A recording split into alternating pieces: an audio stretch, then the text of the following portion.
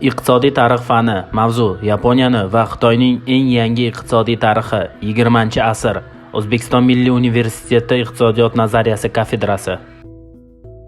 Ushbu mavzuda quyidagi masalalarni o'rganilishi rejalashtirilgan. Harbiy sohaning rivoji va urushdan keyingi qiyinchiliklar. Ikkinchi jahon urushidan oldin va urush davrida iqtisodiyotni harbiylashtirilishi. Urushdan keyingi ijtimoiy-iqtisodiy o'zgarishlar.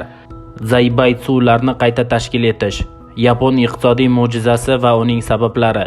Yaponiyaning tashqi iqtisodiy aloqalari. Osiyocha ishlab chiqarish usullari va uni parchalanishi.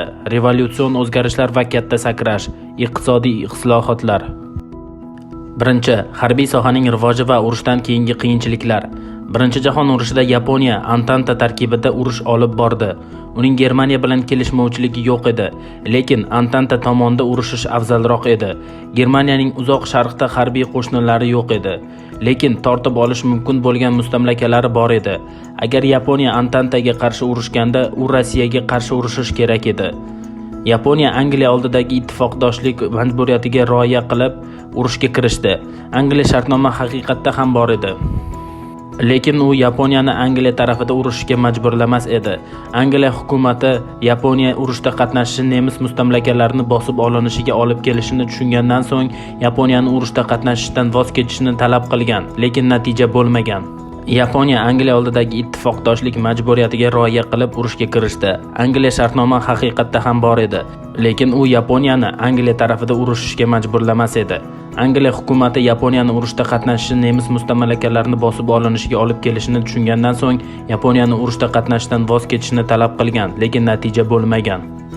Urush davrida Yevropa mamlakatlari o'z tovarlarini Osiyo bozorlariga olib kelishni to'xtatishdi va Yaponiya shoshilinch ravishda ushbu bozorlarni o'zlashtirishni boshladi. Yaponiyada eksport 3 marotaba o'sdi. Sanoat ishlab chiqarishi esa 5 marotaba. Eksporti kambag'al Yaponiyaga oltin oqib kelishini ta'minladi. Urush davrida Yaponiya oltin zaxirasi deyarli 7 marotaba o'sdi, lekin hammasi harbiy konjunktura tugashi bilan yakunlandi. Yevropa tovarlari Osiyo bozorlariga qaytib keldi va Yaponiya eksporti 40% ga qisqardi. Buning natijasida sanoat ishlab chiqarishi 20% ga pasaydi. 1920-1921 yillardagi inqirozdan Yaponiya ancha vaqtgacha o'ziga kela olmadi. Faqatgina 1925-yilga kelib, ishlab chiqarish inqirozdan oldingi davr 1919-yil darajasiga tenglashdi. Lekin 1926-1927 yillarda Yaponiyani oraliq inqirozi qamrab oldi. Ishlab chiqarish kuchlarining chorak qismi bekor qoldi. Bir qator banklar va savdo uylari bankrotga uchradi. Yapon hukumati iqtisodiy inqirozdan chiqishni militarizatsiya va bosqinchilikda ko'rmoqda. 1931-yilda Yapon qo'shinlari Manchjuriyani bosib olish bilan Xitoyga nisbatan e'lon qilinmagan urushni boshlab yubordi. 1937-yil e'lon qilinmagan urush ochiq va e'lon qilingan urushga aylandi. 1932-yildayoq harbiy xarajatlar davlat byudjetining 1/3 qismini tashkil qilardi. 1938-yilda esa 70% ga yetdi. 1938-yilda millatni to'liq mobilizatsiya qilish to'g'risidagi qonun qabul qilindi. Unga binoan hukumat mamlakat iqtisodiyoti ustidan to'liq nazorat qilish imkonini oldi. Militarizatsiya Yaponiya sanoatini inqirozdan tez olib chiqdi. 1936-yilga kelib sanoat ishlab chiqarishi 1929-yil darajasiga nisbatan 70% ga o'sdi. Shu jumladan og'ir sanoat mahsulotlarini ishlab chiqarish 2,6 marotabaga o'sdi. Ushbu yillarda og'ir sanoat yengil sanoatdan o'zib ketdi va sanoat mahsulotining yarmida ortig'i bera boshladi. 30-yillarda Yaponiyada fashistlar rejimi o'rnatildi. Xuddi Germaniyadagi kabi bu iqtisodiyotda haddan tashqari kuchli davlat boshqaruvining anglatar edi. Mayda va o'rta korxonalarning bir qismi yopildi, qolganlari esa nazoratdagi assotsiatsiyalarga birlashtirilib, ular davlat organlari nazorati ostida faoliyat yuritar edi. Davlat ushbu organlar orqali ish kuchi, resurslar, kreditorlarni taqsimlar edi. Ishchilar korxonalarga biriktirilgan dam olish kunlaridan mahrum edilar. Ish kuni uzunligi ba'zida 15 soatgacha yetardi. Urushdan keyingi ijtimoiy-iqtisodiy o'zgarishlar, zaibaitsularni qayta tashkil etish. Urushdan so'ng Amerika qo'shinlari tomonidan okkupatsiya qilingan Yaponiyada militarizm, fashizm tartiblarini yo'q qilishga qaratilgan islohotlar amalga oshirildi. Iqtisodiy jihatdan ikkita islohot muhim edi. Birinchisi, 1945-yilda zaibaitsularni yo'q qilish to'g'risida qonun qabul qilindi. Lekin hanuzgacha Yaponiyaning yetakchi moliya guruhlari tarkibida Mitsui, Mitsubishi, Sumimotolar mavjud. Buning sabablari qonun loyihasini guruhlarining birini rahbari Yasuda ishlab chiqqan edi. Ikkinchisi 1947-1949 yillardagi agrar islohot edi. Islohotning asosiy mazmuni davlat pomeshiklardan majburiy ravishda yerlarni sotib olishdan iborat edi.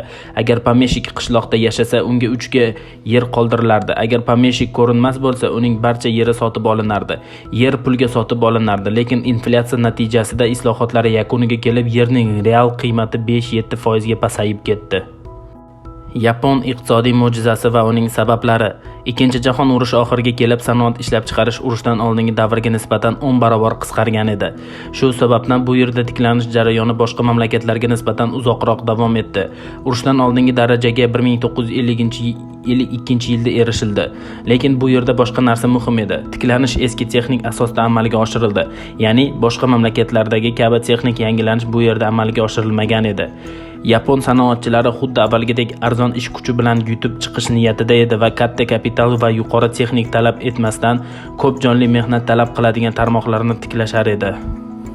1950-yildan 1970-yilgacha sanoat ishlab chiqarishning o'rtacha yillik o'sish sur'atlari 15% ni tashkil etdi. 1990-yilga kelib Yaponiya sanoat ishlab chiqarishi 1938-yil darajasiga nisbatan 21.1 marotaba o'sdi.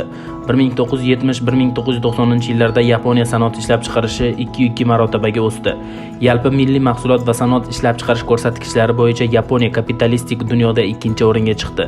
Yaponiya kemasozlik, po'lat ishlab chiqarish, rudasi va ko'miri yo'q mamlakat, avtomobil, bir qator elektr va radio tovarlar ishlab chiqarish bo'yicha 1-o'rinni egalladi.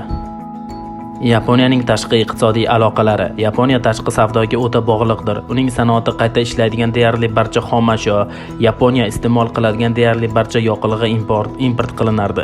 Undan tashqari Yaponiya o'ziga kerak oziq-ovqat mahsulotlarini bir qismini ham olib kiradi. Bularning hammasi uchun haq to'lash uchun juda ko'p eksport qilish zarur. Yaponiya esa uncha ko'p eksport qilmaydi. Yalpi milliy mahsulotning 13% hajmida. Yaponiya asosiy iqtisodiy ko'rsatkichlar bo'yicha kapitalistik dunyoda 2-o'rinni egallagan bo'lsa, eksport bo'yicha 3-o'rinni egallaydi. Rivojlangan kapitalistik mamlakatlarning sanoat mahsulotlarining 18% Yaponiyaga to'g'ri keladi. Yalpi eksportning esa 13%. Urushdan keyingi davrda kapitalistik eksporti kichik edi. 80-yillar boshlarida xorijiy kapital quyilmalar hajmi bo'yicha Yaponiya 5-o'rinni egallar edi. Kapital asosan yapon tovarlarini sotib olish uchun beriladigan zaym ko'rinishida amalga oshiriladi. Oxirgi vaqtlarda esa Yaponiya xorijdagi xom ashyo manbalarini o'zlashtirishga kapital qo'ya boshladi. Yaponiyada xorijiy kapital quyilmalar ham uncha katta emas. Chet elliklar qo'lida Yaponiya aksioner kapitalining 4% dan kam miqdori mujassamlashmagan. Osiyocha ishlab chiqarish usullari va uni parchalanishi. Xitoy Osiyocha ishlab chiqarish usulidan foydalanadigan qadimgi davlatlardan biridir va ushbu rivojlanish usulining oqibatlari sotsializm qurishadagi katta sakrash va madaniy inqilob kabi jarayonlarda o'z aksini topdi. Osiyocha usulining asosiy belgisi yer davlat mulki ekanligidir va bu holat Xitoyning butun tarixida o'zgarmasdan qolgandi. Davlatning yeri dehqonlar o'rtasida yerdan foydalanish tamoyilidan kelib chiqib taqsimlanar edi. Agar amaldor o'z lavozimidan kelib chiqib xizmat davriga yer olgan bo'lsa, imperator o'z ixtiyoriga ko'ra yerni taqsimlashi mumkin. Bunday xususiy yerlarni albatta imperatorning qarindoshlari yoki yaqinlari olishlari mumkin edi. Bo'sh yotgan yoki o'zlashtirilmagan yerlarni o'zlashtirgan dehqonlar yer egalariga aylanishardi. Undan tashqari dehqonlarni ijroxo'rlikka o'tkazish jarayoni davom etardi. Natijada dehqonlar o'z yer uchastkalarini ijarachisiga aylandi. Xitoyda xususiy yer egaligining rivojlanishi yirik xo'jaliklarni tashkil etilishiga olib kelmadi. Yer egasi o'z ekin maydonlariga ega emasdilar. Unga tegishli hudud mayda dehqon uchastkalaridan iborat bo'lib, daromadi esa natural ijara to'lovlaridan iborat edi. Revolyutsion o'zgarishlar va katta sakrash. Xorijiy byurokratik kapitalga qarshi Xitoy inqilobi 25 yil, 1924-yilda 1949-yilgacha davom etdi va 3 ta fuqarolik urushlari va Yaponiyaga qarshi milliy ozodlik urushidan iborat edi. 1949-yilda Xitoy Xalq Respublikasini e'lon qilinishi bilan yakunlandi. Xitoyda 25 yil davomida harbiy harakatlar bo'lganligi sababli ma'lum bir vayronagarchiliklarga olib keldi. 1949-yilga kelib sanoat ishlab chiqarishi urushdan oldingi davriga nisbatan 2 barobar, qishloq xo'jaligi ishlab chiqarishi 30-40% ga qisqardi. Inflyatsiya yuqori cho'qqisiga chiqdi. 1937-yilda 100 yuanga 2 ta sigir sotib olsa bo'lardi. 1943-yilda tovuq, 1940 1946-yilda bitta tuxum, 1948-yilda esa hech narsa sotib olmas edi. Industriyalashtirish birinchi 5 yillikda 1953-1957 amalga oshirildi. 5 yillik davrda sanoat ishlab chiqarish 2,4 marotabaga o'sdi. Anshayn metallurgiya kombinati, og'ir mashinasozlik, avtomobil, traktor zavodlari qurildi. Faqatgina Sovet ittifoqining yordamidagina 170 ta korxona qurilgan edi. Qishloq xo'jaligi ishlab chiqarishi esa bor yo'g'i 25% ga o'sdi. Yengil sanoat ham sekin rivojlangan edi. Masalan, 1957-yilda teridan bor yo'g'i 26 ta poyabzal ishlab chiqarilgan edi. Iqtisodiy islohotlar 1978-yilda iqtisodiy islohotlarni amalga oshirish zarurati to'g'risidagi qaror qabul qilindi. Xitoydagi islohotlarning xususiyatlari. Birinchidan, Xitoyda islohotlar iqtisodiyot sohasidagi o'zgarishlardan boshlandi. Kommunistik partiya mamlakatni boshqardi va u sotsialistik tizimini Xitoy spetsifikatsiyasi bilan qurishga intilardi. Ikkinchidan, Xitoyda xususiylashtirish amalga oshirilmagan edi. Xususiylashtirish so'zini o'zi Xitoyda salbiy tuyg'uni o'z yuziga keltiradi. Xususiy egoistik manfaatlar xitoyliklar mentalitetiga mos emasdir. Undan tashqari byurokratik kapital borasidagi muammolar hali yodda edi. Islohotlar qishloq xo'jaligidan boshlandi va birdaniga aholining asosiy massasini qamrab oldi. Oilaviy pudrat iqtisodiy faoliyatining asosiy shakli bo'lib qoldi. Dehqonga o'rtacha 0,5 gektar yer maydoni pudrat uchun ajratilardi. Ushbu maydon unga 50 yilga biriktirilardi. Shu bilan birga davlat bilan ma'lum bir hajmda mahsulot yetishtirish topshirish bo'yicha shartnoma imzolanadi. Mahsulotning qolgan qismini dehqon o'z xohishiga binoan taqsimlar edi. Qadimdan Xitoy dehqoni hunarmandchiligi bilan shug'ullanganligi ham e'tiborga olindi. Qishloqlarda posyolka korxonalari yaratilib, ularda dehqonlar faoliyat yuritardi. Bu korxonalar bozor qonunlari asosida faoliyat yuritardi. Qishloqning daromadini yarmidan ortig'ini ushbu korxonalar berardi. 80-yillarga oxiriga kelib Xitoy sanoat mahsulotining 20% ushbu korxonalarda yaratilardi.